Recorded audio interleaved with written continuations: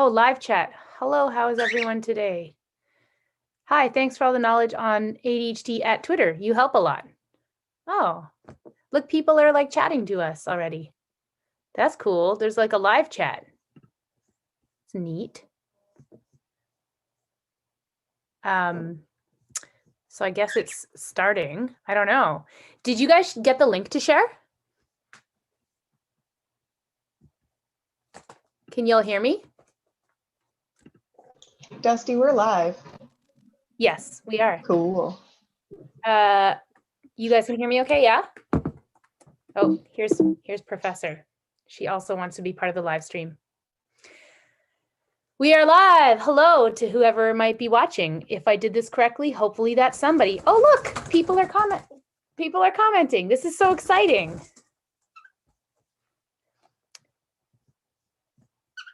So we've got people hanging out. There, oh, somebody saw Professor, said hi. Professor says hi to you as well.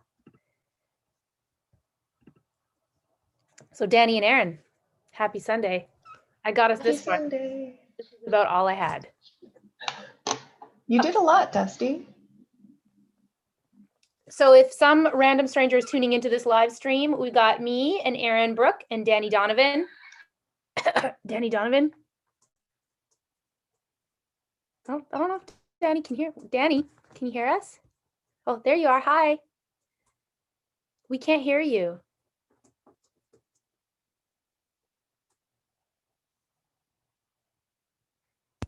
This is my built-in stream one. Now we can hear you. This one okay? Yes, now we can hear you. Okay. Everyone is saying good afternoon to Professor. That's very nice of them to say. So I could see a little comment thread here that I guess Aaron and Danny, you guys can't see. And it's mostly people saying hello to Professor. And then also someone says, sup, you ND nerds. Francisco Aparicio. Wait, I wanted to tell you, can I tell you guys a quick story about this morning and why I was still doing makeup when we started this? Absolutely. So I knew like 2 hours. So I hadn't slept. I wasn't sleeping very well the last few days. Like I'd been getting like 3 or 4 hours of sleep. And last night I didn't fall asleep till like 2, and I finally like took a melatonin, and you should not take melatonin at 2 a.m.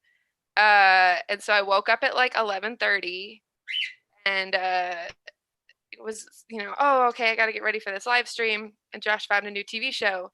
And so I told him I could watch an episode of that. Someone on the TV show had these like space buns, and I'm like, I have never done that. I want to figure out how to do that. And I tried and failed and was like about to start crying because I couldn't get them right. And I was like watching YouTube tutorials, and I'm like, this looks so easy. Why is this so hard? My arms hurt. Like, this is so sad. Yeah, it's not easy. It's not easy at all. I finally, and like emotionally, I was just not happy. And so I finally got it figured out. And then I was like, oh shit, I don't have like the camera set up. I have to run downstairs and get that. And I have to post about it.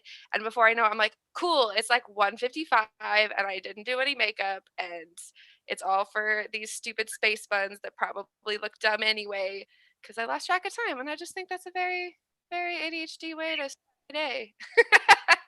It all for the space buns. What? The space buns. What? So Yeah. you can, I got nothing. I got nothing.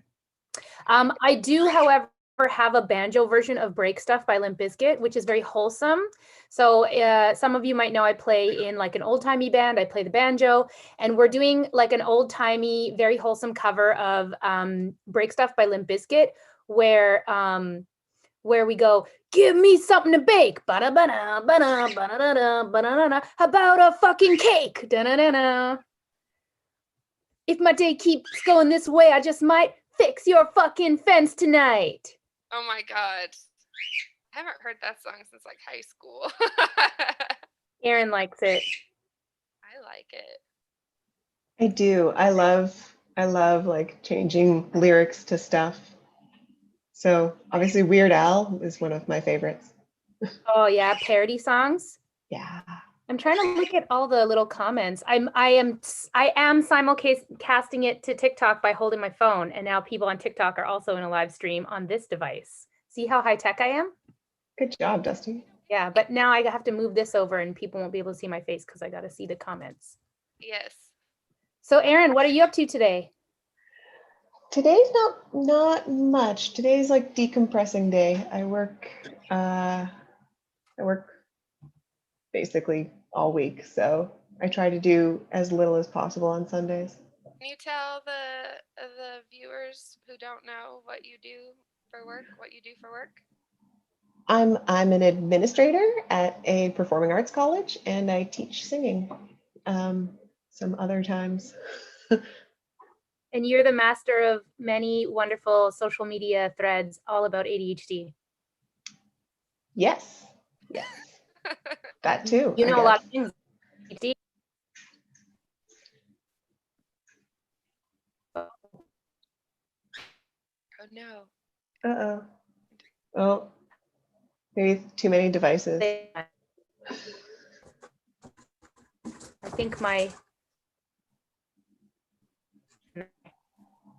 So the first time we were gonna do this, you guys, was like a couple months ago, and we were like, we're finally gonna do a live stream. We'll figure it out. And thankfully, didn't like announce it anywhere because none of us knew what we were doing, and spent like the first hour trying to figure out what was going on. And we were all so like emotionally tired afterwards. They were like, we're just gonna reschedule this, and then it was like 3 months later. No, that was like last month. Was it? 6 weeks. I don't have a very good sense of time ooh, sometimes. my connection is very glitchy. Oh no. Dusty, you there? So, hey everyone on TikTok, can you see me? Let's see. Let's flip this camera around here. Hopefully you guys can hear okay. I can't really tell because nobody's saying anything. I think I'm going to give up on the TikTok live stream because it's really hard. The only time I did a TikTok live stream, because I was so afraid to do it for so long that I kept putting it off, because it was one of those things where I thought I like did some research on how to do a live stream because I was really nervous, and they were like, you need to know what you're gonna do, you need to keep your audience entertained, and like you should have good camera setup and blah blah blah. And so I just mentally was like, I can't live stream until I get a nice camera. And so finally I just kind of ripped off the band-aid by it like makes you give a title for what it is, and I put Danny Donovan tries to do a messy bun. I have real hangups with messy buns. It's so difficult for me. And so I planned on only doing it for like a 10-minute live stream just to like rip the band-aid off, because I was like failing so hard at it. And I ended up, there was quite a few people there who were trying to like give me instructions, and then my timer went off for my Instant Pot, and so then I kind of took everyone downstairs and they watched me cook while talking, and then forget what I was doing, and then read an instruction and see like, oh, I don't know if I even have that, and I had to, and so everyone was like, this is like watching myself cook. So it was pretty funny, but like it's really intimidating to get that first one started because you don't know what you're doing.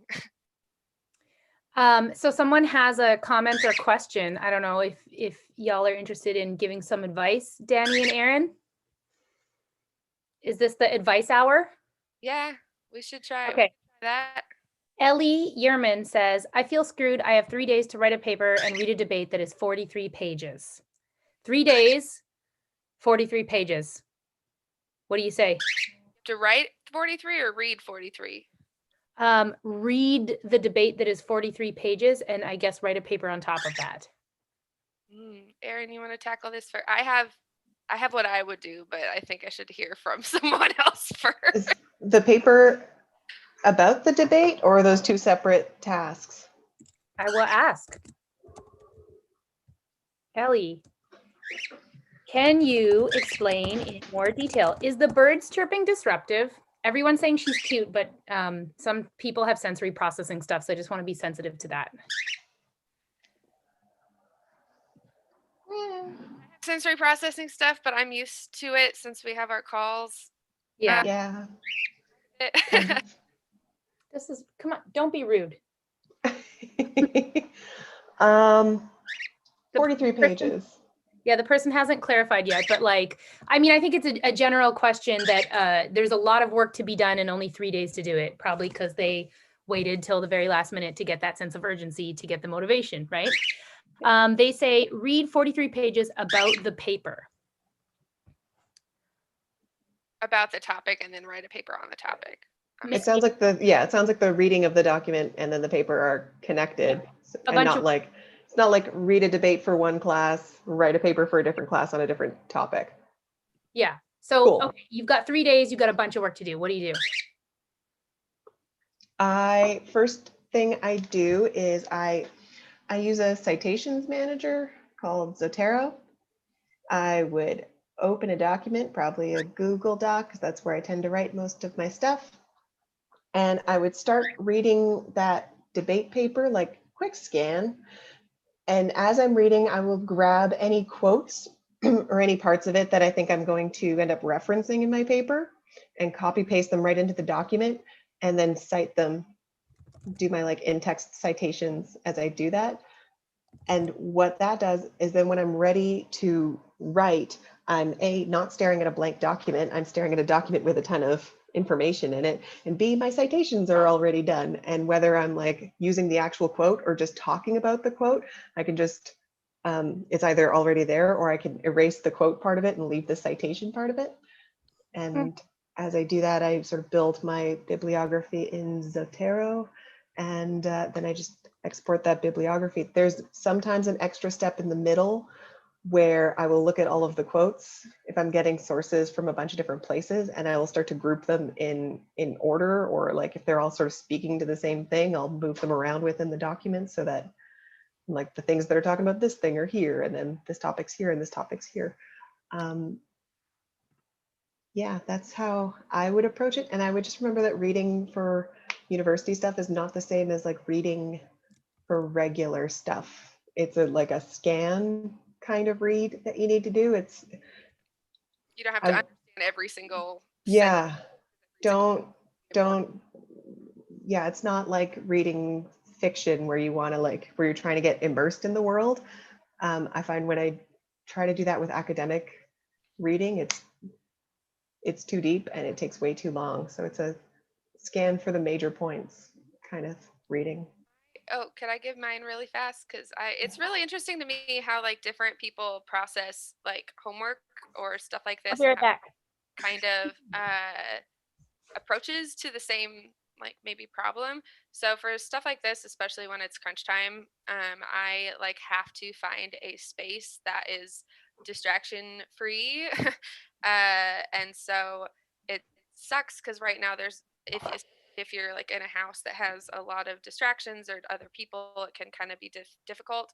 What I used to do in college a lot was like just go to obviously a library, or sometimes I'd honestly in college I went to like a Perkins and I just get like a big pot of coffee by myself, and I'd like sit there with my laptop and like homework, and I'd like over tip the waitress, but I'd go at like the middle of the evening when there wasn't really anyone there. But like finding a space that's got very few things I can be distracted by, put on some like instrumental music, put my phone away, and then look at like what the prompt is, like what I'm actually the assignment for the paper, and kind of formulate I would say like the major themes, and I usually like honestly print out the thing that I'm reading, and then I'm really big on highlighting, so I'll make like a little key of like the main like points that I'm trying to look for or get across, and then I'll skim it really fast and just like highlight any of the main topics or quotes that I think are going to relate to certain areas of the paper that I want to construct. And then like will really fast just type out like maybe an out. I mean, it depends on what the paper is, but like write out like an outline, and then I'll be able to use those colors to kind of skim through and look at like where I need to pull stuff from. And then I use Son of Citation Machine for my citations. And then, yeah, absolutely do not write your citations by hand. Use an online thing to do citations. Dusty, you're muted. I am muted, which is probably good because I was making a bunch of noise. That is surprisingly comprehensive. I really appreciate how comprehensive both your advice was. The person did clarify. I just want to say the person clarified they didn't wait for the sense of urgency. They only had 3 days. And a person who had a PhD sort of backed up what you both were saying and basically said, read the paper in one sitting first. Even if it's last minute, don't break that up, is what their advice was. Like, yeah, just read it all really fast. Yeah.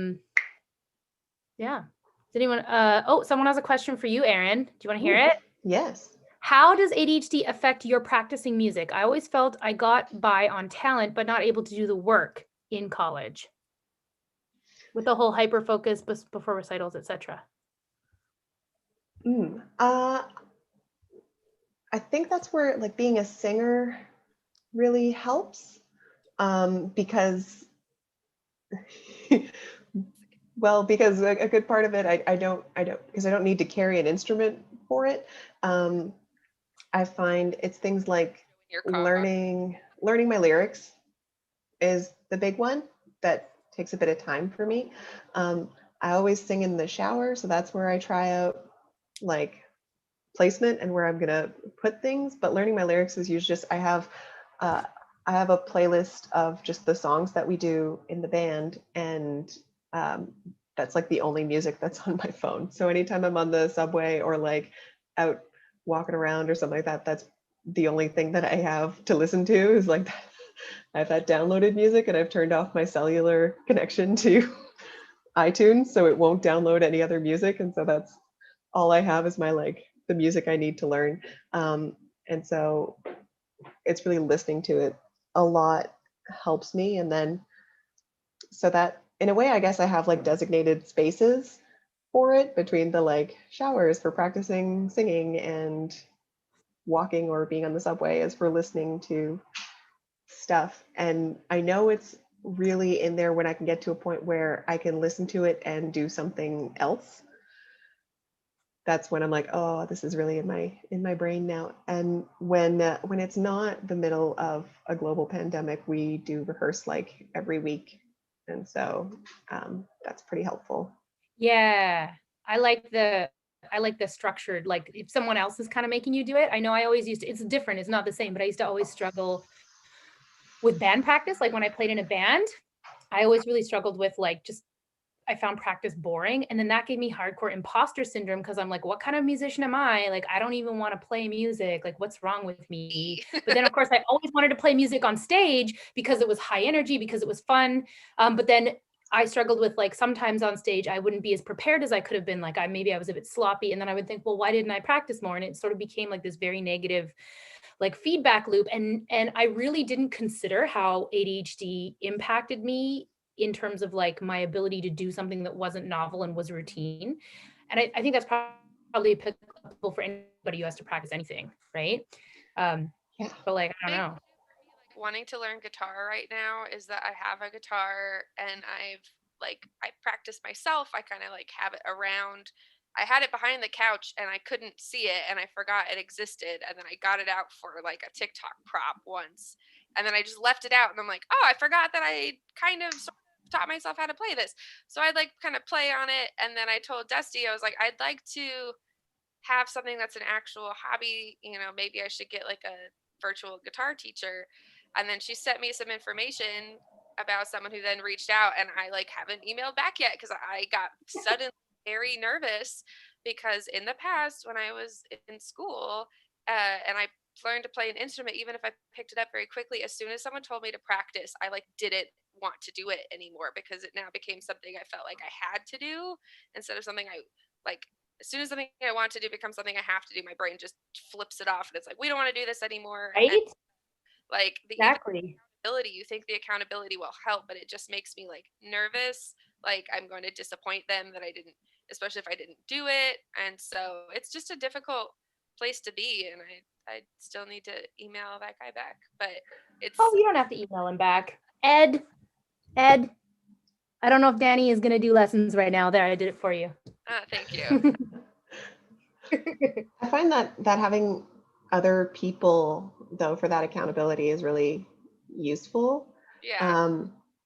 I'm just afraid because of the failure when I was like a kid. It's very much like, well, this happened to me when I was a kid. And as soon as I started taking practice, I stopped doing it. So that will probably happen again. So I shouldn't even try. Like that's the narrative that's like built in. It's like the fear of failure. So like if I don't start, I can't fail.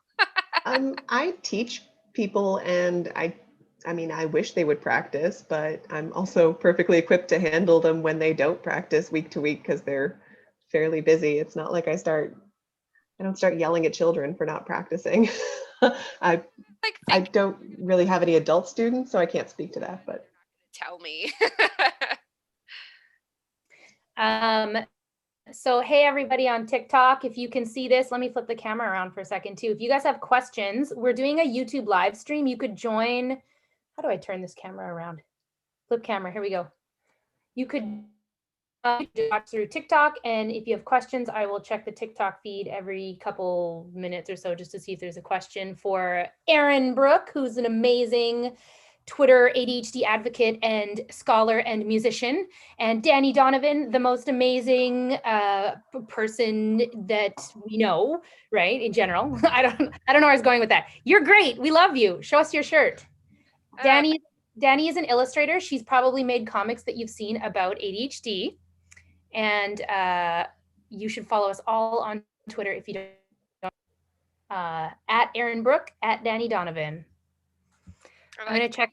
Steal the not steal, but have the usernames across the board, because for the longest time I would say the only Danny Donovan that was like on social media. So as soon as a new social media site, I was like, got to snatch up username. And so it was nice because then even like if I Googled myself, there weren't like a lot of other Danny Donovans. But now I guess that there's like a Marrying Millions show, and there's a couple named Danny and Donovan. Oh no. And it's just like, I know. And so it's like, I'm like, no. It's just, I mean, it's the stupidest thing to be annoyed about. But I don't know. Someone like had a baby and named her Erin, and their last name is already Brooke. And so at some point, like a year ago or something, year or two ago, I used to Google myself much more frequently because I used to get a lot more harassment. And so Yeah. I used to Google myself more to keep an eye on that sort of thing. And all of a sudden at one point there's like someone's like baby pictures are in,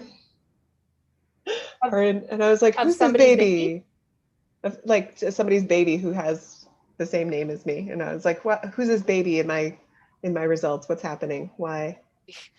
the hardest thing is that like sometimes there are times I didn't used to really Google myself too much, but then I found out that people will just like feature your tweets and articles and like never tell you. And so then every once in a while I'll search like within quotations like Danny Donovan, just like with no space. And it's like, oh, someone put my quote about the Joe Biden shirts I made into a Newsweek article. Wow.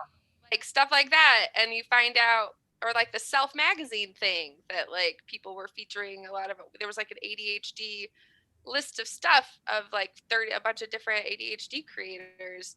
And it was weird because I looked at that and it was only from like Googling myself once every like 2 months that you like find that kind of thing.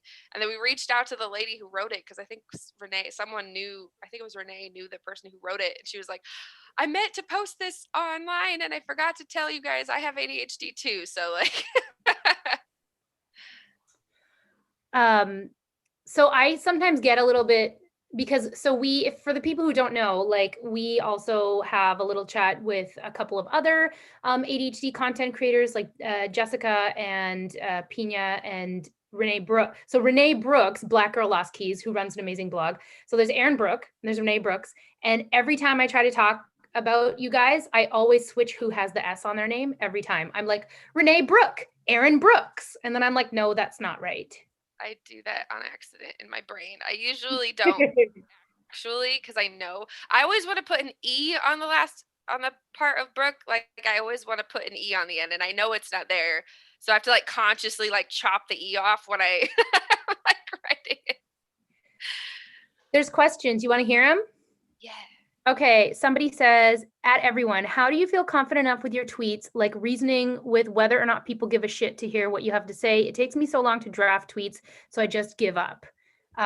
May I take a crack at that question real quick? Please do. Impulsivity and not really thinking things through. I don't have a lot of a filter. I'm doing better now because now there's more people following me and I'm like, should I really post this? And sometimes I don't, but mostly I would say it's completely reactionary on my part. How about you guys? I think to myself, like, if I saw this tweet on my timeline or my feed, would I like it? And if the answer is yes, then I usually feel comfortable posting that. I try not to, a lot of the stuff that I post that's related, or I think to myself, like, will this make someone feel like, will this validate someone else's experience?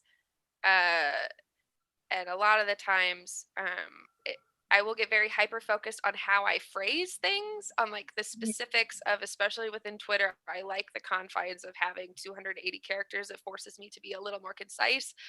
But I am such a perfectionist that it will literally, like, I posted my fitting in comic the other day about like the little triangle that's like, I'm going to solve my Yeah. A to be a circle. It took me 1 full hour to write the caption for one tweet, one full hour. And I've done that for things that aren't captions. And I just look at the clock because, and it's so frustrating. So there's like that second, there's that like, do people care about this? And then at the end of the day, it's like, if people don't care, like, that sucks, but like you will make more tweets. Yeah. So people, it's just like a shot in the dark. You never know what's going to take off. What do you think, Erin? Are you the same? I for a long time, Twitter was just the space where I went to rant. It was when I was like so angry that I couldn't hold it in anymore, and I would just like blah everything all over the place. And that was basically what built my following, was my angry rants. Right? That means That I had no control over. That had limited control, that I wasn't really controlling. I guess I was controlling them by putting them on Twitter as opposed to like yelling them in my living room or things like that. So yeah, basically everything after that, I'm like, if I can tweet long ranting screeds of just blurred, pretty much everything else is good to go. Sometimes I'm like, this tweet's really niche and it's gonna get like, and like nobody's gonna care. But I just need to get this out of my brain, and so I put it out there, and it's gone, and that's fine too. those are my favorite tweets of yours, the Star Trek ones.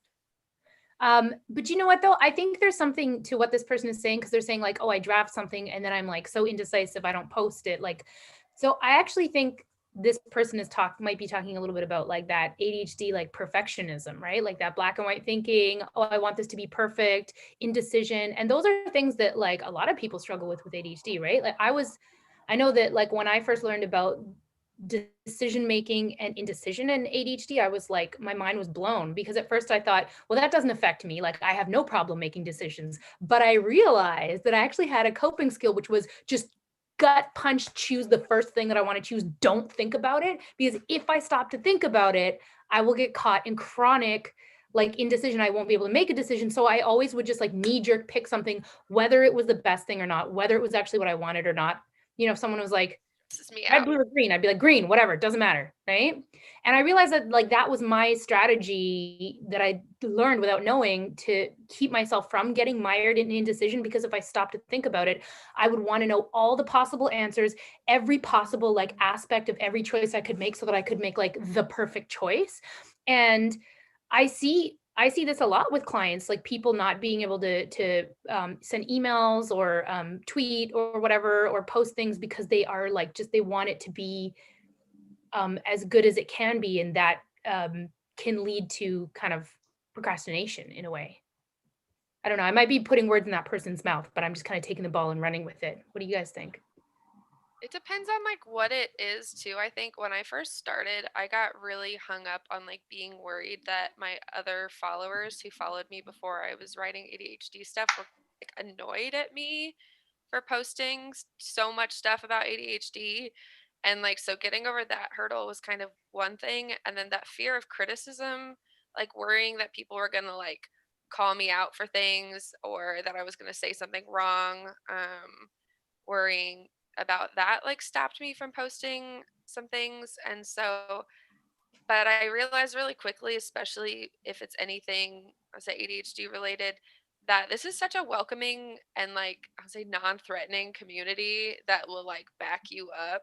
So I was always worried that people were going to come in the comments and be like, ADHD isn't real. And like that doesn't happen very often, but if it does, there's like so many people that will like swoop in to back you up that you don't have to, I would say, fight all of your own battles, especially if you're, participating in other community discussions, ADHD or not, that just like interest you.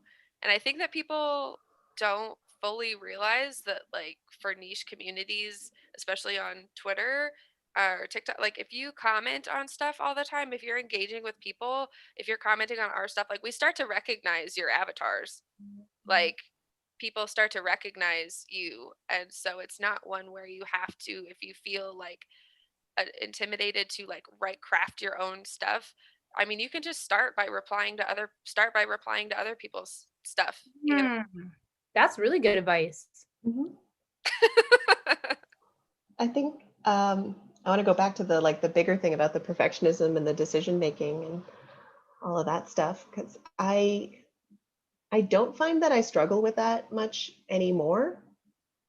I know I used to, and I think it's just like the last 10 years or so that's really I've cut down on that. And part of how I've done that is that I limit the amount of decisions that I need to make in a day.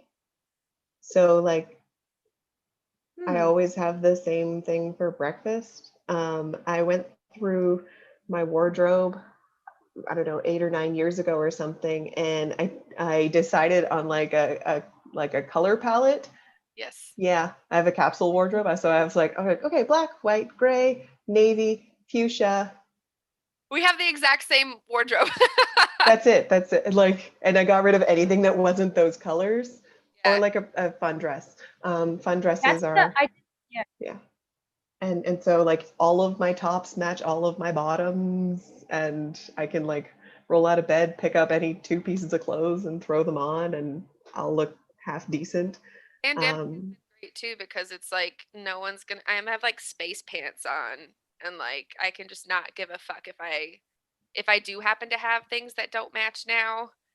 Like, I am the only person that sees me typically, unless you show your on TV, but not TV. Yeah, I did. That's a great. And here's the interesting thing about what you're saying, Erin. Like, I saw a really great TikTok from a young woman. She looks really young. I don't know how old she is, but she has great. I love her TikTok, and she talked about like how a routine takes away the need to make decisions. Right? It like sort of reduces the executive function required to like get through like your morning or your bedtime. Right? And Peter Shankman kind of talks about the same thing in his book Faster Than Normal, because he talks about like making 3 weeks of a meal plan, and then you just like rotate those 3 weeks, so you never have to decide what you're eating. You just buy the grocery list, you just follow the plan, right? Well, I mean, you have to do the initial deciding, but you decide in a batch and then you just do, right? And I did the same thing with my wardrobe, where I'm not very fashionable, so I just like literally cut it down, like 4 pants and like 4 shirts and like a couple sweaters. And yeah, I do a lot more laundry, but I can do everything in one load of laundry. Like when all my laundry is dirty, it's one load. And I cut all my dishes down to like 4 plates and like 6 cups, and like all my dishes can be dirty and it's one dishwasher load. I find that by like reducing just the amount of things that I own and like doing more of a minimalist thing, not out of any place of like hoity-toity, like no minimalism and consumerism, but just because like the less things there are to care for, the less like work I have to do in my house, which I often don't want to do. And the easier also it is that for me to find things, because I'm a person who loses things a lot, So if I only own 4 pairs of pants, I can probably tell you where all 4 pairs of pants are,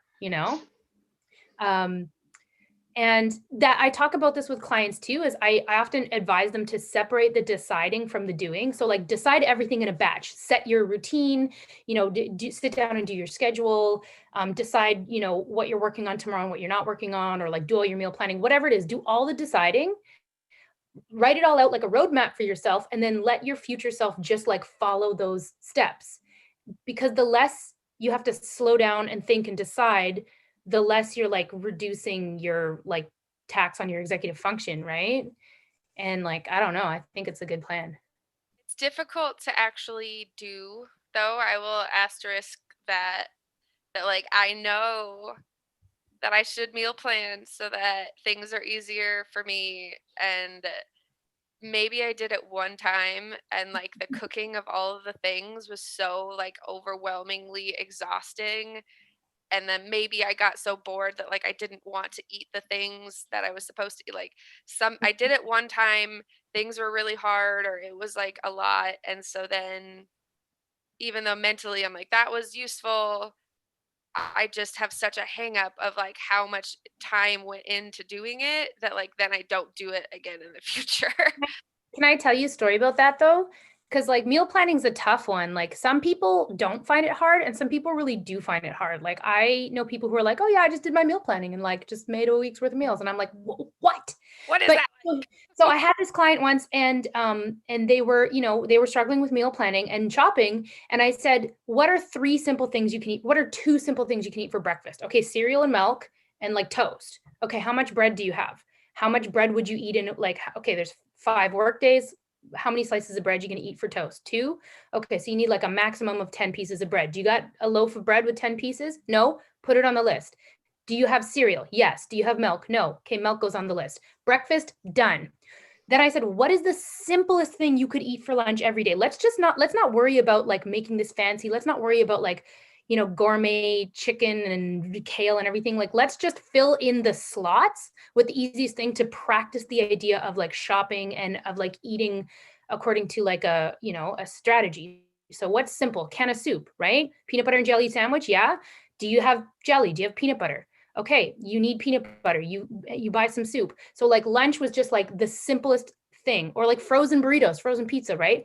And then for dinner, I said again, like, can you pick some frozen dinners? Can you you're gonna want to order in at least once or twice, right? Like if you've been ordering in every night. So like let's pick maybe 1 or at maximum 2 things that you're gonna cook. Like I really asked this person to pull it back and just go very minimal on what they actually had to prep and prepare. So they ended up going to the grocery store with a list of like 6 items, and they agreed to try eating just like cereal and milk for breakfast or toast. Lunch would be like soup or PB&J sandwich, and dinner would be like one of the 3 options. And it like really helped them. It really worked for them. And then like you can start building on, you know, when you build that habit, all those meals are just placeholders, right? They can be pre-prepped salads from the deli. They can be like pre-made sandwiches from the deli. They can be frozen pizzas, whatever. Like if cooking is the part that's hard or coming up with the recipes is the parts that hard, I think if you can identify which part is hard and then just delete that part and do the simplest thing, you can at least, you know, if your goal is saving money, you're still going to save money if you're eating cans of soup and cereal, right? It may not be like the healthiest, but at least for myself, I was like, this is too much to ask of myself all at once to like eat healthy and learn how to cook and grocery shop and manage like what I've already got in the fridge. Like that is too much at once. And even now, like when I do meal prepping, which I do, I usually only pick 2 or 3 things that I cook. And then I supplement that with like, yeah, frozen meals, some canned meals, some stuff I can just pull out and snack. And I plan for at least 1 or 2 days where I'm just going to be like ordering in. And so I only cook a couple things a week. And that way I also don't get too much food in the fridge that I don't want to eat. Like I've got maybe 1 thing of leftovers at any given time. And I'm like, oh, I got to eat those leftovers. But again, like I try to keep my fridge really bare bones for that exact reason. But yeah, I don't know. I just I started ranting, now I'm done. do not have, so we don't have, I very much do not have a dishwasher, but we don't have a dishwasher. And so it like makes cooking like this even bigger, more laborious thing than it already is, because we were used to having a dishwasher. We don't have a garbage disposal. Like we have a very small kitchen. It's just kind of stressful. And so, and I didn't used to, you know, eat breakfast. And so now breakfast, it's, oh, you know, I have like an apple, I have a um, banana, I have a, you know, like anything that I don't even have to get like a plate to eat. Yeah. So, because my like aversion to dishes is just like huge, right? And the same thing with cooking, where my favorite dinner is literally, you know, it doesn't have to be like fancy charcuterie or anything, but we've just got like a charcuterie board and we'll just put, you know, meats and cheeses and pickles and olives and, some jelly and all this stuff onto this one thing. And then we just have to clean like this one thing. And so, because we just take the stuff out and put it on there. And Yeah. so I've become, I would say, and I felt like I wanted to cook all this stuff. And every time I'd pick stuff to cook, I would typically pick something that sounds really tasty, and then it would either have a lot of like prep work. And so the like prepping of things is really difficult for me because I feel like it always takes me 3 times as long as it's supposed to in the recipe. And because I'm like I didn't realize that this was a thing. Like, I'm so anxious about doing stuff wrong that I do like add stuff into the recipe where it's like 1 clove of garlic, 1/4 of a teaspoon of salt. I'm like, yeah, okay. But for things like Yeah, okay. I was like, who uses 1/4 of a teaspoon of salt? And I told my mom, she's like, that's actually quite a bit of salt. I'm like, get out, Mom. This is like a thing of soup, like a big vat. Anyway, and so I spend so much time like going back and forth to make sure like I'm on the right step. Hello. I just realized you like blended into the bed. So and I didn't really realize how much I did this until I was especially like live streaming while cooking. And thankfully people would like remind me that like I was still cooking while I was like, oh right, what was I doing again? So I think that there's that, like you said, all the different kind of roadblocks and all like the energy that's required too. Like when I'm really tired or I'm really overwhelmed, like all I want to do is order in, because even the thought of like preheating an oven to make a frozen pizza somehow feels like it's too much effort sometimes. Yeah, honestly, that's why I love foods from the deli. Like I always just get a couple sandwiches, couple like, salads, and like I know people are like, oh, why buy like chopped fruit? It's so much more expensive. But like, bro, sometimes that chopped fruit is the only thing that's gonna make sure that I'm eating fruit that day. If it works, it works. Pineapple, like this pineapple's gonna go Oh bad. God. Touch it. Who buys a pineapple and cuts it all up? I've tried that. It's so hard. It's so much work. Oh my God. And the juice goes everywhere. Oh no. I ain't never cleaning that up. I've never like done it because I associate it's just still a pain in the ass. Anything that's a pain in the ass, I will do once, think to myself, that was too hard. I'm never doing that again. Goodbye to the people on TikTok. Hey, people on TikTok. We're going to say goodbye to you, but if you want to keep hanging out with us, this is a YouTube live stream. Go to my YouTube. It's Dusty, the ADHD coach, and I suppose you will find it there. Bye-bye. How do I turn this off now? How do I put it? Watching. It's like weird, not weird to me, but I can't see since we don't see the YouTube, we don't see the comments or any of this stuff. Like 3 people. Okay, it said that like sometimes it was like 6 people are watching, 8 people are watching, 3 people are watching, but not many people were commenting. On TikTok or on YouTube? There are more questions, but I wanted to ask Erin about her. What do you do, Erin? How do you feed yourself?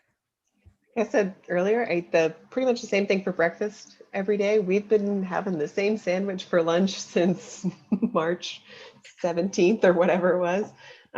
Sometimes it's turkey, sometimes it's ham, but it's always got tomatoes and pickles on it.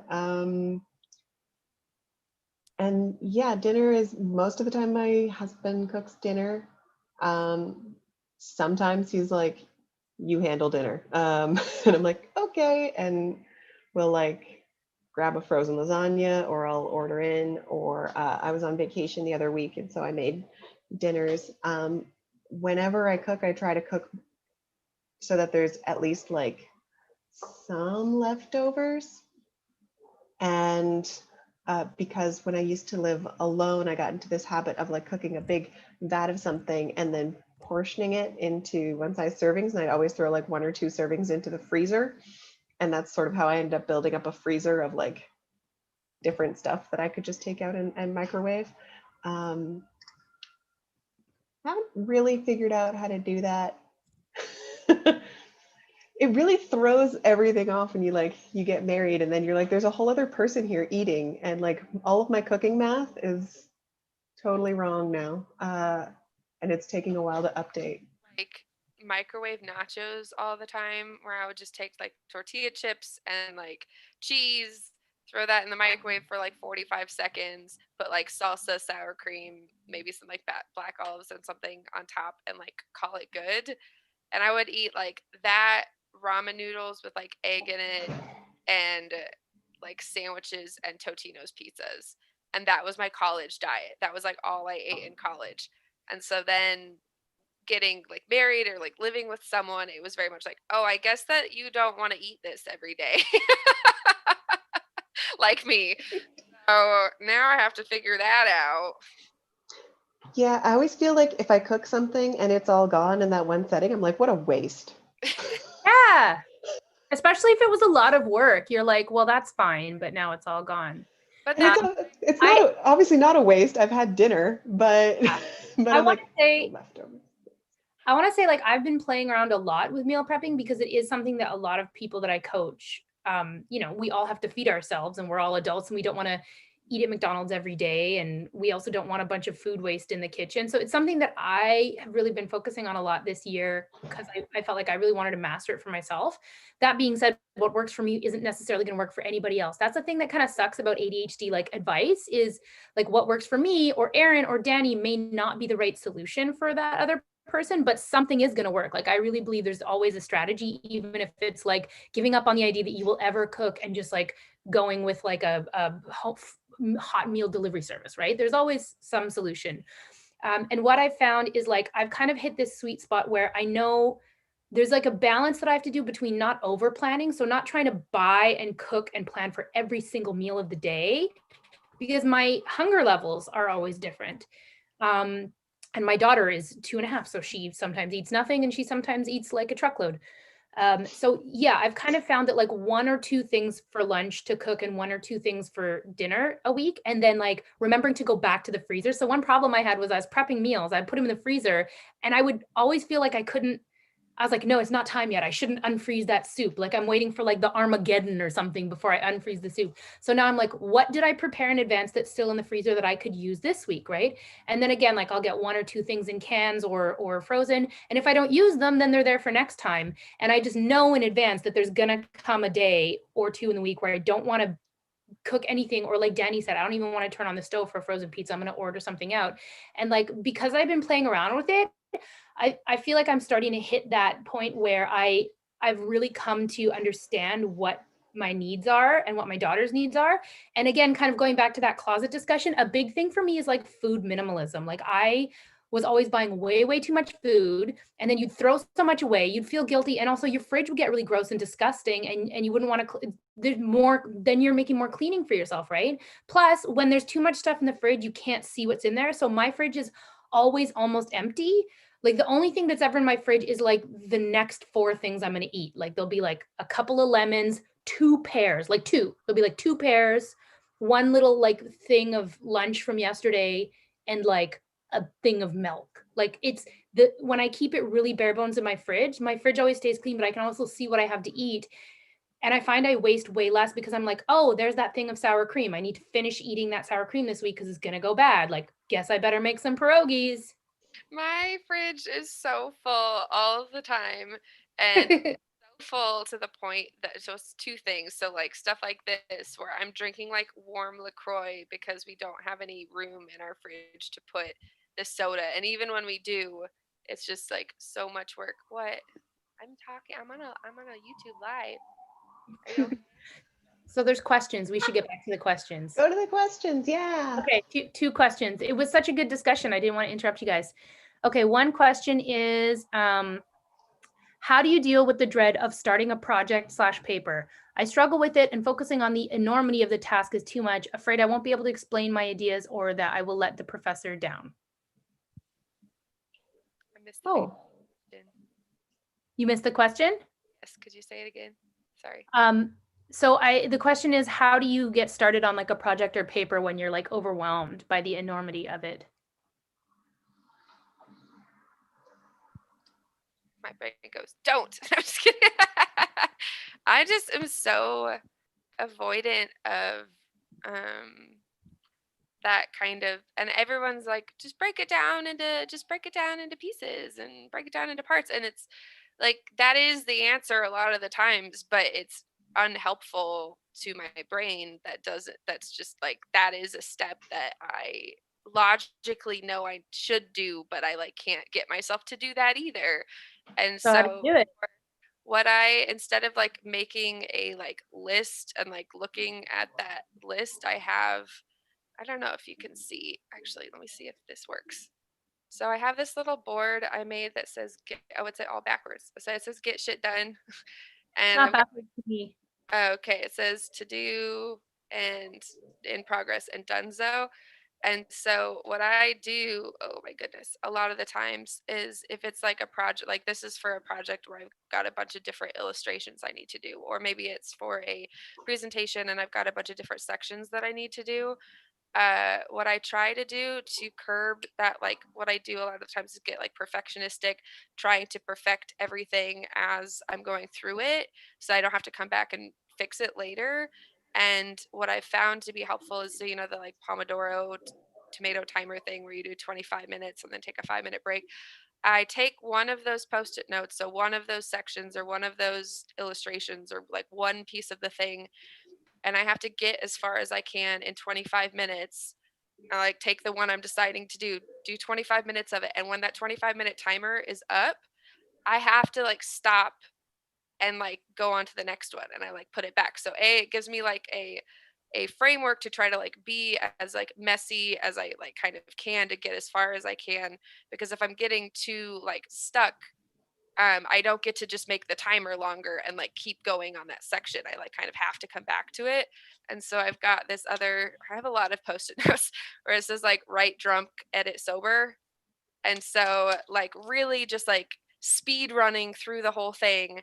And so that when you come back to it, it's like, it's all messy, but now I just have to clean up. I don't have to like make it perfect as I go through the process. I don't need to like finalize this illustration before I can move on to the next one. So I can't really get And you should put that on a shirt, right? Drunk, edit sober. That should be your next shirt.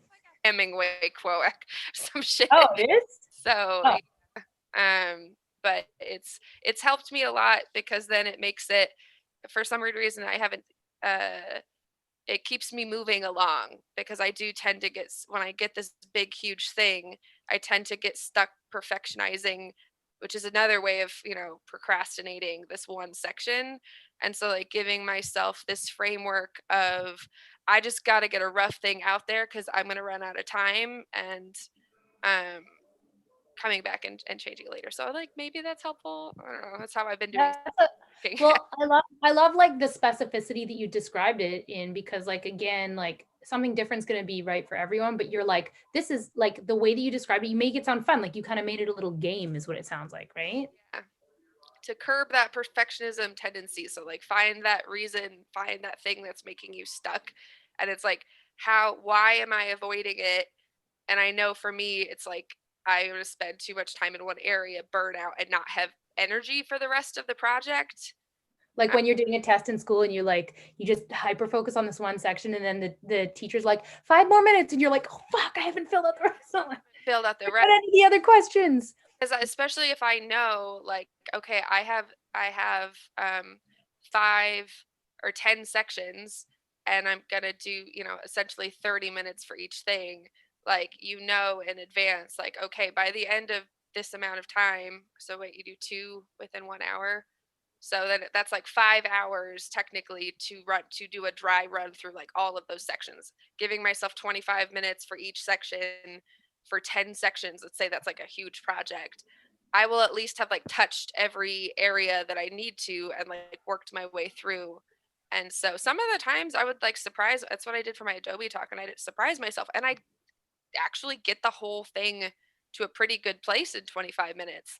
And it was, I think, realizing that, oh wow, like when I left after like a couple hours of doing it, and I left and I felt really good about the fact that like I technically did this whole thing. So like now I need to pare it down with the time that I have left.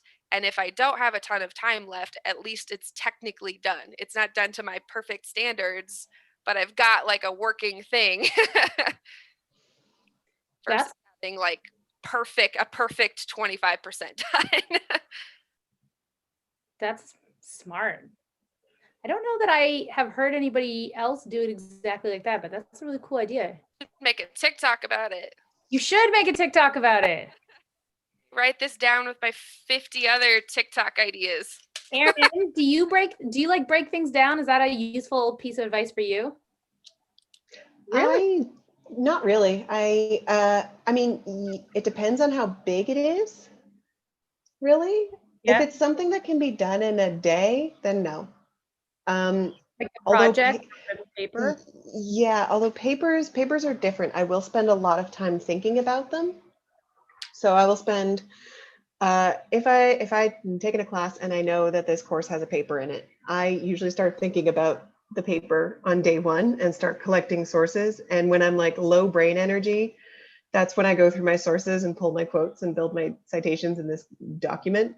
So because that's just like reading, and any part that I'm like, that's interesting, I might use that as just copying pasting. So I'm like, I don't need to be in like superhero brain space to do that. Mm-hmm. Because I'm going to write the paper the night before. That's when it's going to happen. Unless the paper is like, unless it's more than 2,500 words, it's getting written the night before, and or the day it's due. Like Yeah. that's when it's happening. So I try to just like scaffold that stuff, and then I'll go, as I'm like researching and thinking about the topic, I'll start talking to people about it. And the talking about it and talking about the research helps me figure out what order things need to go in. You verbally process it out before you even write it. Yeah, and then like a week before it's due, I'll take like an hour.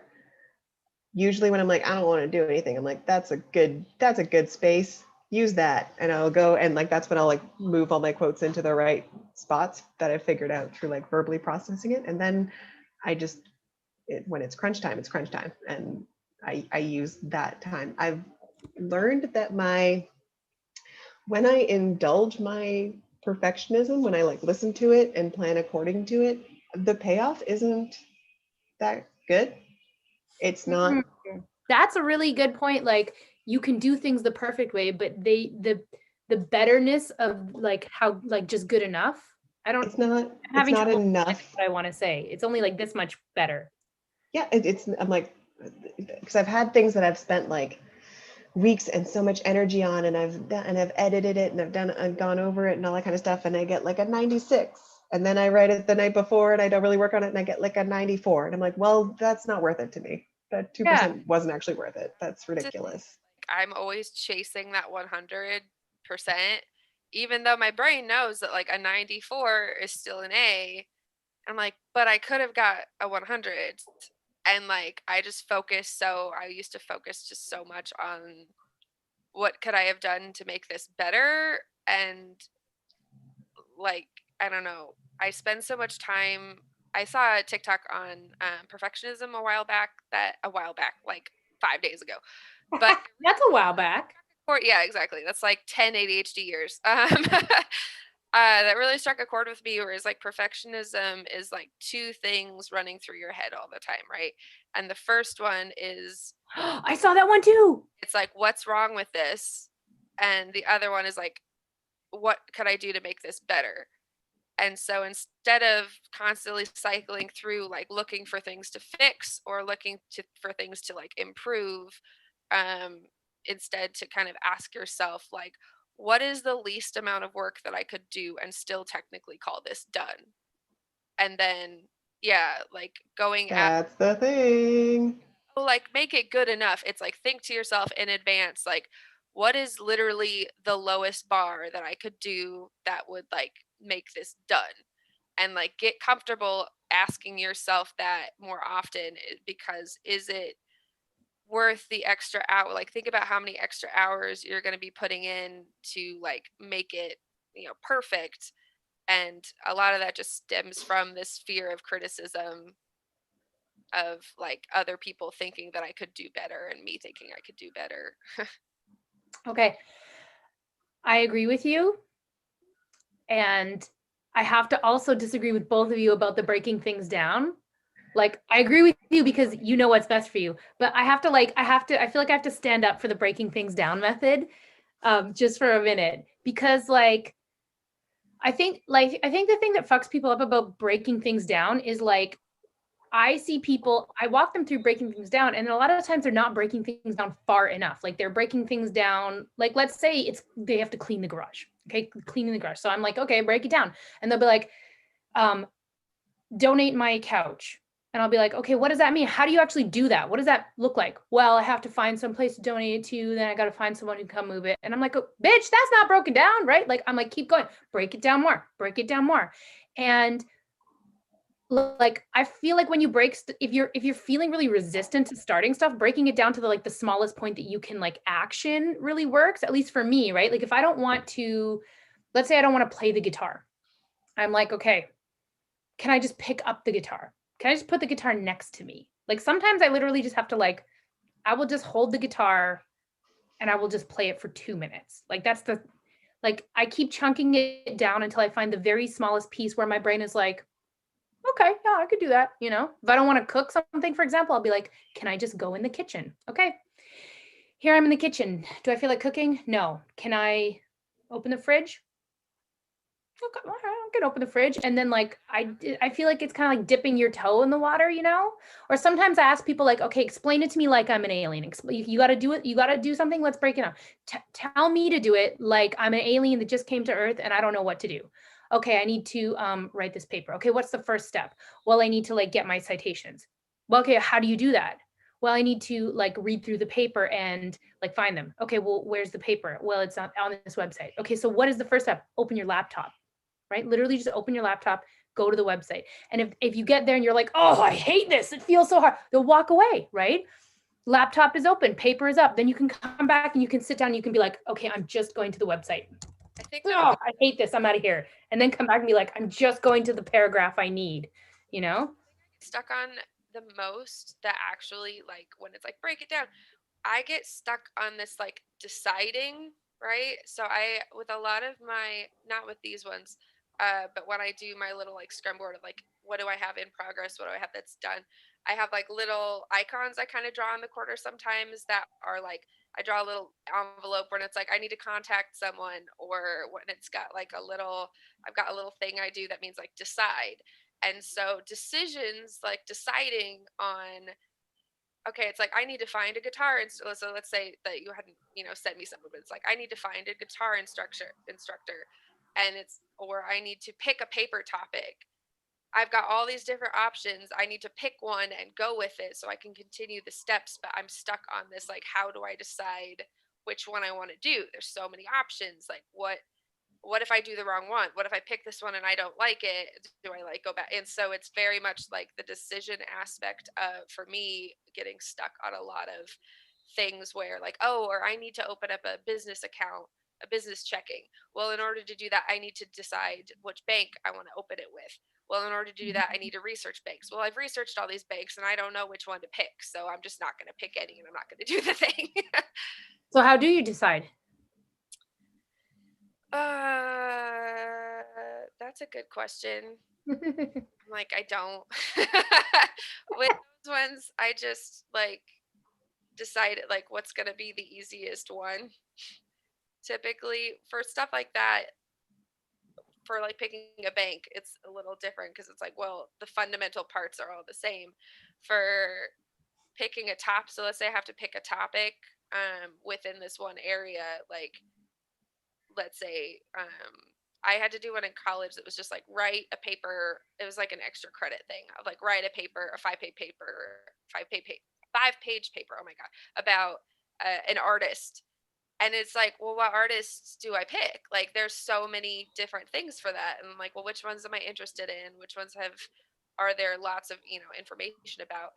Which one's going to be fun for me to write? And then I sometimes would do like, well, I'm just going to do like a little preliminary research to see, like, I don't want to pick someone and then find out that there's like very little information out there that I'm going to be able to like use for this. But then I can sometimes get stuck in that like that research loop. Like the decision research loop is such a difficult part for me to get distracted down in here researching something, changing my mind, changing gears.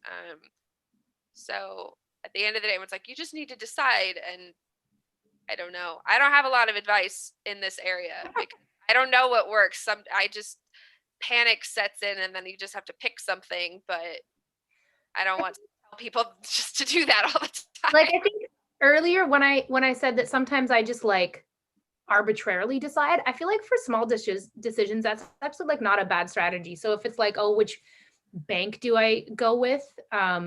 You know, I might do a little bit of research, but again, yeah, like that's something that, first of all, I find it boring. Like I don't care. So it's going to be painful to do the research. And if I tell myself I need to do the research, I'm just going to put it off. Right. Yeah. I'm sure all the major banks are like fairly comparable. You know, if I have a reason to pick one over another, like, oh, I already bank here, like maybe I'll just go with that one. Yeah. But stuff like that for me, if it doesn't feel like it's important to me, it does tend to be really arbitrary. I'm just like, you know what, that one, it's fine. Sometimes other people pick it for me, and then if I'm like, okay, I'm going between these like 3 artists, and if someone says do that one, and if I immediately am like, well, I don't want to, like, or no, like, well, what about these ones? It's like, well, if my then gut, you know, the whole like if you flip a coin and if you're like, okay, if I do heads, I'm going to do this. If I do tails, I'm going to do this. And like, while it's in the air, sometimes you like feel this little like I hope it's heads, right? One, and then like that's the one you're supposed to go. But sometimes if you genuinely don't care, like, and it's in the air and you're like, I don't know which one, and then it lands, like, just do that one. Like I actually my decision. Oh, I forgot. Well, it's somewhere on the ground for breaking through decision paralysis. I actually do have a tip here, especially when it comes to like deciding what to do. I knew you had a tip. I knew you had a strategy. All my TikToks that I want to make and have to all the TikToks I never made. And so I do this thing where, so in D&D, right, you've got like you try and role playing games where you want to do an action.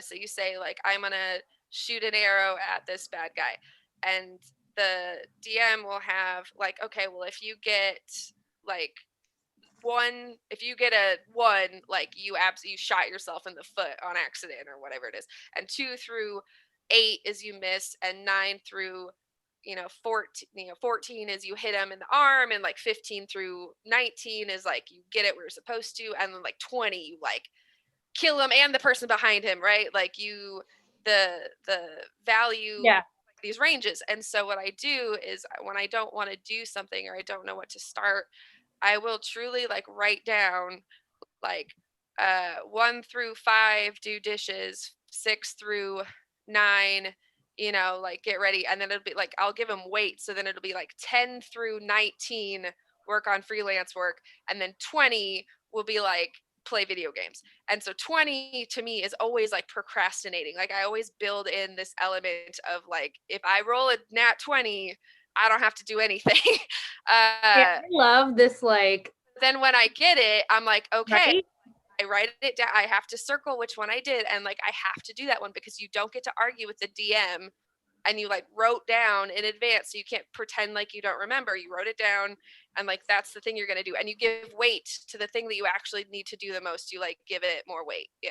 That's what Danny Donovan 3 minutes ago. I don't know how I decide. I don't really have a good strategy about it. Danny Donovan 1 minute ago. I know exactly what to do about this. Check out my amazing strategy, which is also nerdy. I talked to, when I read Hank Green had tweeted like, I want to fuck shit up and make direct to consumer brands. And I was like, I want to fuck shit up and like make ADHD friendly office supplies. And he DM'd me and was like, tell me more. And I was like, oh my God. And I took way too long, and I like wrote out this big long thing. But at the end of the day, I'm like, I want to make a planner that's not like a day planner, that's not really based on using it every day. I want to make a toolbox of different ways to do like to-do lists. So like when you're down to the wire and you need a way to like force yourself to get shit done when you don't need to, here are some different tactics and strategies that like I have done to trick my brain into doing things. For everyone watching live, don't steal that idea. That is Danny's idea. You heard it here first. Good luck making all my weird shit. I want to know if Erin has something around this. I think we started out with like breaking things down or getting started on a project, and we ended up in decision. How do you decide on like a paper topic? Yeah, because you already said you don't make a lot of decisions. You've already simplified a lot of things in your life, so you don't have to waste a lot of time. But what about the things you do have to decide? That I tend to, I'm going to stick with the paper topic example. So Yeah. I used to be that same way. Like I can't do any work on a paper until I have a paper topic. And that's when I discovered that doing all of the work for a paper in one night is not possible. I can do all the writing in one night, but all of the prep work See, and writing in one night, not separating, possible. that's like separating the deciding from the doing. You got to decide all the things first, and then you do all the But I doing. don't. That's the Oh, fun thing. I don't have to decide on a paper topic in order to start working on a paper. I can just start collecting research and citations because it's normally for a class or it's already in a specific subject, right? It's like this is a sociology paper and this course is sociology of gender. So you're like, great, I'm looking for sociology papers that have to do with gender, and that's what I'm looking for, and I will find what I find. And I just start doing that work. And as I'm like verbally processing with people, I'm noting like, when does this come up in conversation? What made me think of the paper and think of the research that I've been doing? What connections is my brain making? And then also just on the day that I sit down to write, what am I being distracted by? Because I'm usually distracted by like some sort of current event or pop culture thing that I'm either like, oh yeah, a new superhero movie that I really liked, that I just wanted like, watch so that you again. so you And get then really curious about what's working for you and like what's interesting you. yeah. And then when I sit down to write it, I just write based on either like what I've come up to through talking about it, or like if I'm really distracted by a certain something that's happening that day. I've written a paper on Gamergate because I was like up to my eyeballs in Gamergate stuff happening that day. I wrote a paper on Black Widow as a narrative device in the Marvel Cinematic Universe because I was really into Marvel movies at that Yeah, on that no, particular day. that's Patreon. amazing because it's like you're using your natural, like that's like I feel like that's like really working with your ADHD because whatever you're naturally interested in, you're using it. Like you're noticing what's working for you and what's not. And you're not trying to force yourself to do something that you're not interested in. Like, and I think that's really smart because like whenever we are doing something we're interested in, like we can do it a lot, right? Yeah, especially university papers, a lot of the research is fairly generally applied. And so it's not like this particular quote can only be applied to a paper on this very specific niche topic that I've selected. It can probably apply to multiple papers or multiple topics. So I like made it a rule to not get to start doing that work and sort of let the topic come to me. And then the other one that I do for like smaller decisions is I just decide on something and see if I don't like it. Because if I'm just like, oh, I need to eat. I guess I'll get pizza. Okay, I'm getting pizza, and then pick up my phone as if I'm going to call for pizza. If I feel that immediate, like, no, I don't want pizza. I'm like, all right, not pizza. All right, what do we got left? You folks are so brilliant and so smart, and I just love you. You're the coach. We learned from you, Dusty. Wait, well, I want to know questions. So there's been a lot of comments of like people talking to each other, not a ton of questions, but somebody asked like, oh, I've been recently diagnosed, like what books would you recommend? Do you have books that you would recommend about ADHD? I always recommend Sari Solden's Women with ADHD. That's my go-to. Aaron, someone wanted to know if you are also on the autism spectrum. I don't know. I suspect That's I a might legit be. answer. It's a legitimate answer. Yeah, Sari Solden, Women with ADHD is amazing. And I think it's probably also good for people who aren't women too, but like it's especially good for people who are socialized as women. I actually really like a book by a Canadian author, Dr. I never know how to say his name right. Gabor Mate, I think that's how I say it, right? Have you read that one, Scattered Minds? That one is really interesting because it was the first book I read that linked together a lot of things that I'd never considered were like symptoms of ADHD with my ADHD, like physical clumsiness, like being spatially unaware, you know? And I was like, oh my God, this makes so much sense because I'm so clumsy. I'm like, I have a low awareness, like a low physical awareness of my body. I'm not paying attention to like, you know, how far my knee is from the corner or whatever, right? And then like a lot of people like that book, You Mean I'm Not Lazy, Stupid, or Crazy, which is really old now, but still pretty good. I like a book called, there's this like self-coaching book by this woman named Nancy Rady, and it's called The Disorganized Mind. It has a really long name. It's like The Disorganized Mind, coaching yourself to master your time, tasks, and talents, or something like that. It's got a really long name, but it's like a self-coaching book, and it's like super useful. Right. I'm like looking all of these up as we're doing it. And I then have, it depends. Sorry, go ahead. I was just gonna say I have the audio book for Driven to Distraction by Dr. Hallowell that I just, oh, I was gonna say that one too. Well, so I have it on audiobook because it's hella long, and so I'll literally put it on while I'm like doing makeup or like on a walk or whatever it is, because um it's really interesting, but it's not a book that I might necessarily just like sit down and, read cover to cover. But it's, I would say, good back, because then every once in a while you kind of like hear a tidbit, and then yes, that one. And then the other one I was gonna say is like an ADHD guide to like marriage and relationships, which is written by the same person who did the Yeah, Thriving with ADHD. Melissa Orlov, yeah. I didn't finish none of these books I have finished, obviously. But I remember reading that one, and it just like, I have ADHD and my husband has ADHD, and it's really difficult when you're in a situation like that and one person is like managing certain symptoms better and the other person might not be managing those symptoms as well. And it could be really difficult because if you're managing yours better, you like mentally might be like, well, I have to try really hard to do this. I'm trying really hard. You need to try harder. But then you also have this mentality where like, I'm not going to tell you to try harder because I know how like terrible that is when people tell you that.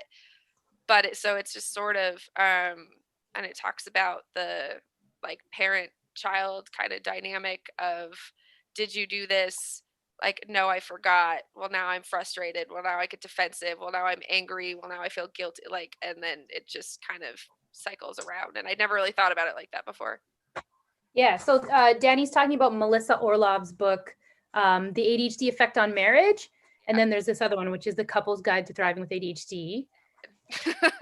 Right. So there's two. I think those are the only two she's written, but she does like these seminars. So like couple seminars, because this is the thing, when people are thinking about ADHD, they're like, how do I manage my ADHD? You're not always thinking about the impact of that on your relationship, which is a thing that can happen. Here's my favorite new book about ADHD. It's called Everything You Need to Completely Clean with ADHD, How to Dodge the Distractions, Clear Up the Clutter, and Put Away the Piles by Renee Brooks. Do not put the S on the end. It looks very raggedy, but that's because it is an ebook that I printed because I don't do ebooks. I can't do like, if I read digitally, it just doesn't go in. I have to like feel it while I'm reading it. So I print everything, even though it's less environmentally friendly, but it means I'll actually read it.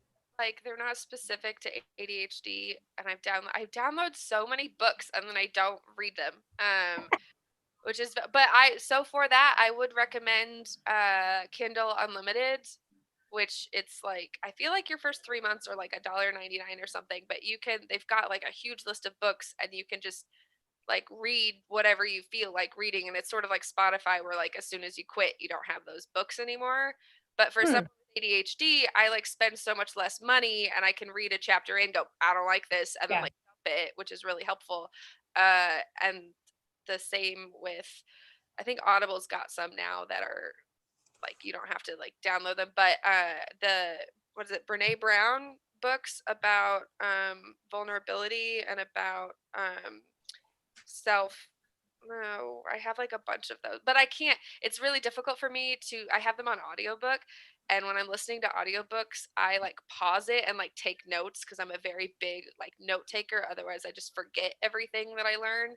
And so, because like for someone with auditory processing disorder, it's funny that I'm like constantly listening to audiobooks because I don't have the like attention span to read. But then I also have to pause it and take notes because I won't remember things that I hear. And so her book is so good that I keep like pausing it and writing down like everything. I'm like, I need to just buy this book and then highlight it. But then I'm like buying all these books twice. So we just have 12 minutes before we got to wrap up, and there's 3 more questions that came in. But Erin, do you have some ADHD books that you like or would recommend? The Sorry Sultan's my go-to. Oh, right. I Forgot you also already said haven't that. like read a book unless it was for university since 2014. So Oh, I was going to I'm ask you guys what books you're reading right now if you're reading books. I'm not Any- reading books. I'm That is legit. halfway through. Well, I have such a fun age, which is like I don't read fiction books. I was realizing that like all of my books are so bent. Like my favorite hobby is like trying to fix myself, even though I know I shouldn't be like doing that. That's like every book. Let's call it self-betterment. You're just trying to better yourself, right? Yeah, self improvement is very much a hobby of mine, and so, but I am currently partial. Let me see all these partially done books. I know I'm reading. I have Driven to Distraction, Indistractable, I Thought It Was Just Me, but I'm not, The 5 Second Rule, White Fragility, How to Be an Anti-Racist, and Radical Self-Acceptance. I'm like 25% into most of those books. I'm like, Right. I mean, that is a legitimate way of reading books, right? That is, if that is your way of reading books, that's your way of reading books. Um, I've tried. So Danny, you said, oh, I told Danny once, I don't listen to audiobooks. I'm not into it. And she was like, well, just try, because I actually had never tried, right? I have listened to podcasts, but I never tried listening to audiobooks. So I took your advice. And the first audiobook that I ever listened to was So You Want to Talk About Race by Ijeoma Oluo, who also has ADHD. And it was such a great way to read it, or rather listen to it, because there was so much information to absorb that it was nice to be able to like stop and start and just think about the concepts after I'd heard them. So then after that, I got a like a fiction book, and I hated it because then between sessions I was like, I can't remember what happened. Like I did not like doing an audio fiction book because I only listened to it in the car. So I've decided that nonfiction audiobooks are the way to go. And now I'm doing The Body Is Not an Apology by Sonia Renee Taylor. And it is amazing and excellent. I highly recommend it. it's the only audiobooks are the only thing that make doing dishes like somewhat tolerable for me, because I like reading. I feel like I should be, you know, how I could watch TV and eat. Well, I can listen to books and walk. I can listen to books and clean. I can listen to books, but podcasts I can't handle because there's so much like meandering that I get bored. Yeah. And Yeah. like pre-written, someone reading it, not like people like, when are you going to get to a point? Yeah. I'm going to do a lightning round on the question that we got. Okay. The questions that we got. Because we only have a few minutes left. So let me just find these questions again. Okay. Lightning round. Any tricks for controlling hummingbird brain in stressful situations, like hypothetically in a public service French oral exam? So like stress, overwhelm, maybe anxiety, hummingbird brain. How would you control it? I don't know what that means. Wait, can you say it again? Yeah. This person is describing it as hummingbird brain. What I think they mean is maybe like Racing. brain racing thoughts. Yeah. Any tricks for controlling that type of brain chatter in a stressful situation, like in an exam or something? Yes. Have a drink of water. Have a snack. Always have snacks on you. Just like everyone embrace your inner soccer mom and just pack some granola bars in your pockets and your bags and wherever you can fit them, and just always have snacks on you. Then do like Die Hard and make fists with your toes. Yeah, like bring yourself out of your thoughts. Is that kind of what you're saying? Also rubbing your thighs. If you're in a seated position, putting your hands on top of your thighs and rubbing them, that can get you grounded pretty quickly. I don't have it on right now because I was running so behind this morning or afternoon, I guess. But I've got like my wedding ring that I like will spin around on my finger, like having some sort of like fidget that I can do that doesn't make noise, that like, you know, some people that like while I'm talking to people, um just like having it there like kind of helps a little bit. I don't know. The hummingbird, the racing thoughts part is difficult because I've got bipolar 2 as well. So yeah, I don't know. That doesn't Well, like super help. belly breathing, right? When your thoughts are racing, that's usually like a sign that your amygdala might be kind of invested, right? You're like having anxiety, you're in like fight, flight, freeze, or fawn mode. Like you're wanting to, your body's like wanting to run away, your sympathetic nervous system's all fired up, right? So like deep breathing, belly breathing is gonna slow down your brain, which is hard. You know, the hard part is you have to remember to do that, right? But like drop your shoulders. Relax your jaw. Relax your jaw. Yeah, drop your shoulders, relax your jaw, take a couple deep breaths, and that will actually just like on a physiological level, like slow down those racing thoughts, right? And that's, I Breathe, think, what Aaron is advising too, like really tactile stuff, right? like I like breathe in, hold my breath for like 5 seconds and then let it out. Like sometimes like belly breathing can make me so aware of my breath that then I start to get like shortness of breath. Yeah, then you're like, you forget how to breathe normal. Yeah. Okay, next question. Okay, what are your special interests aside from ADHD, and how do you think ADHD makes you good at or enjoy those interests? So many. I was like, I like art a lot, but now that's still like on track with ADHD and stuff. You guys go first. I need to think. Aaron? Why, Music, everyone, video games, cats. what video game are you playing right now? City Skylines On what platform? on PS4. It's not great on PS4. It's clearly much better on PC, but the limitations of the PS4 means that I'm not getting too deep into all of the, like, you can do a lot of modding and stuff on PC, and I'm like, oh, I'd go way too deep into that. So I like keep it on PS4. I really liked I would say when I have a PlayStation, I still have one. We just unplugged it and never plugged it back in. So it's like we don't own one now. But like when I did, I have the PS Now, right, where you can play I am a big fit my ADHD brain, gigantic fan of any subscription service where I can try a bunch of stuff so that like I don't have to beat myself up. Like I don't beat myself up quite as much about buying games and then not playing them after I've played them for like 2 days. That's so funny. I'm totally the opposite because that's where I get indecision paralysis. I'll be like, oh my God, there's so many to choose from. How do I just like, I'll never pick anything. I'm terrible at choosing what to watch on Netflix. I just watch the same things because no. So, but like, how do you not end up like just endlessly like scrolling through everything? Cause there's like so many good choices. I pick and you know how you said that sometimes you just like pull the trigger on stuff. When I go to a restaurant and you've got your menu, I found that like, especially if it's a place where I haven't eaten before, because normally I'm like, oh, I know what I like here. I'm just going to get that thing just so I don't have to read this menu. But I open up this really overwhelming menu and I'll kind of go down. And the first thing I see that my brain's like, that sounds really good. Done. I'm not looking at the rest of the menu. And so people are like, this sounds good, and this sounds good, and this sounds good. I'm like, if I see something that I want to eat, I'm like, done. Same thing with Netflix, where as soon as I see a trailer, I was like, oh, that looks really good. I'm like, done. I can't look anymore because then I'll Yeah. get that decision paralysis.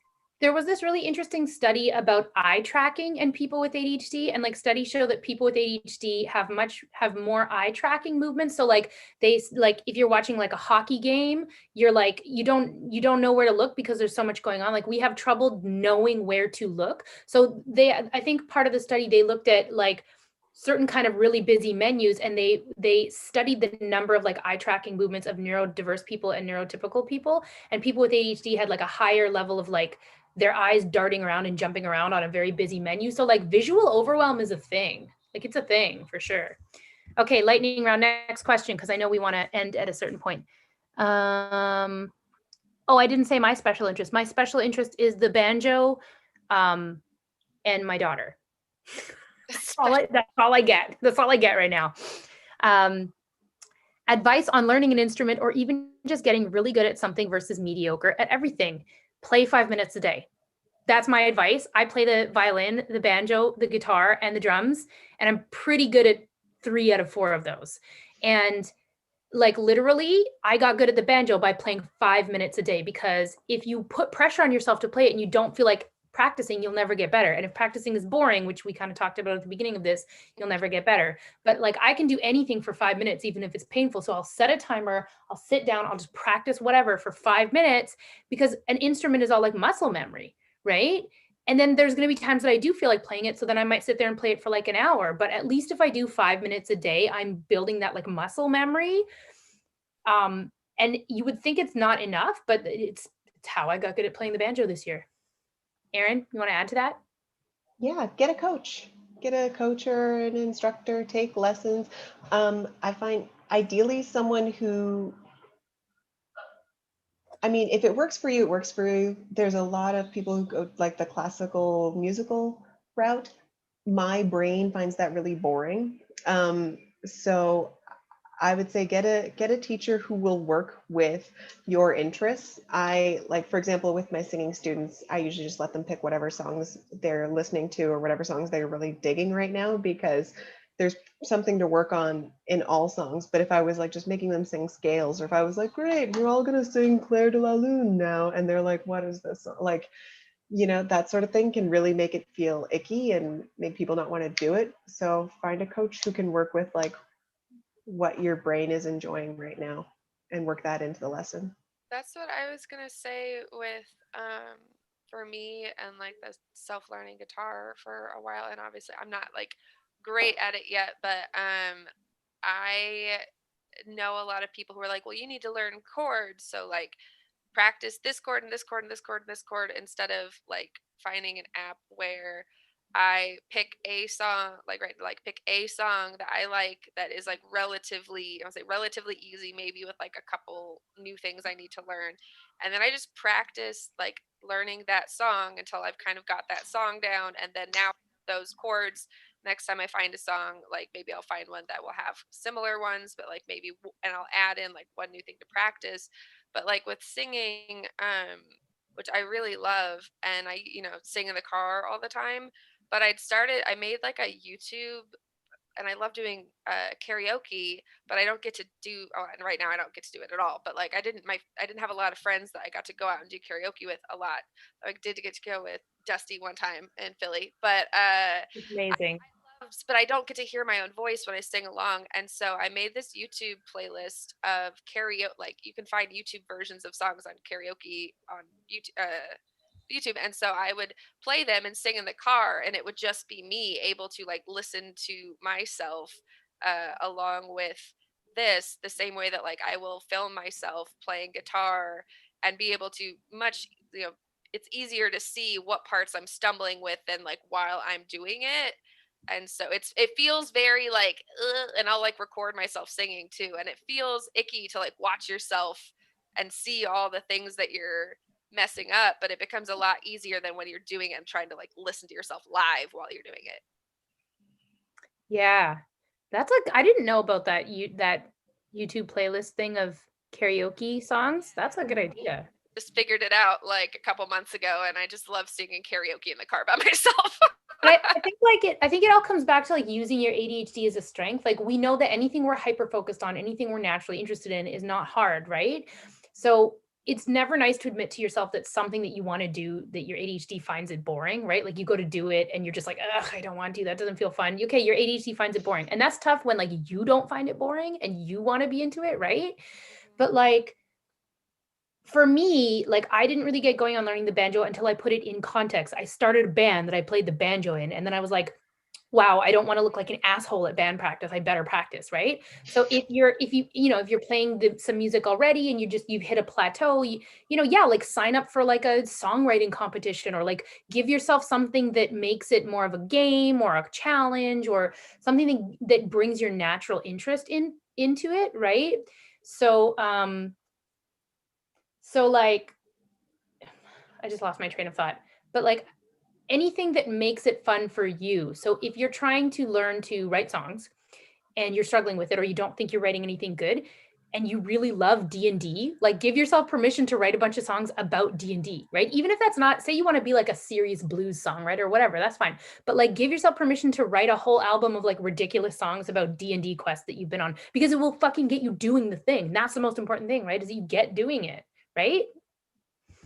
We gotta wrap up, but before we do that, we are ending. So for everyone who's watching, sorry if you put a question that you didn't get answered. We are going to be doing this again in the future. I think our goal is to try to do it once a month. Is that right? Yeah.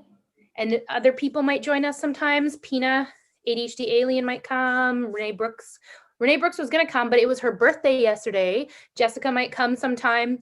So before we end, can we like sing happy birthday to Renee, even though she's not here because it was her birthday yesterday? I'll record it. Nope. Oh, did you say no? You don't want to? That's okay. Because Zoom only records one sound source at a time, so only one of us is going to be singing happy birthday. What if we trade lines? What if we each do one line? Try and talk at the same time right now.